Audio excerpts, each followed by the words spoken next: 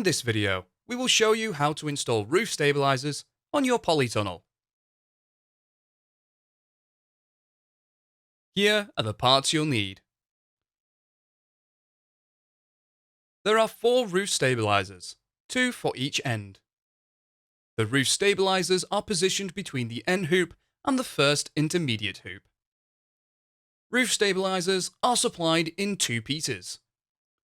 One measures 1.78 meters long, is flattened at one end and plain at the opposite end. The second piece measures 45 centimeters long, is flattened at one end and swaged at the opposite end. First, slot 2 tubes together by placing the swaged end into the plain end. Carefully balance one end on the end hoop.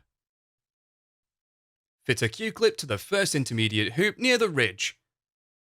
Locate the flat end to the Q-clip. Push a bolt through the hole, ensuring the threaded part is on the inside of the polytunnel. Screw on a nut and loosely secure into place. Adjust the Q-clip so it is 5 cm to one side of the ridge clamp and firmly tighten the nut. Fit another Q-clip on the end hoop. Locate the second flat end to the Q-clip. Push a bolt through the hole, ensuring that the thread of the bolt is on the inside of the polytunnel, and loosely secure into place. Once in position, secure these tubes together using a self-drilling screw with the provided driver socket 4 cm from the joint. Finally, tighten the nut on the Q-clip on the end hoop. Repeat this process for the 3 remaining roof stabilizers.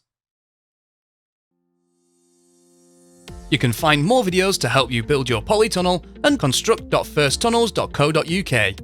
We also have a construction helpline if you require any further assistance.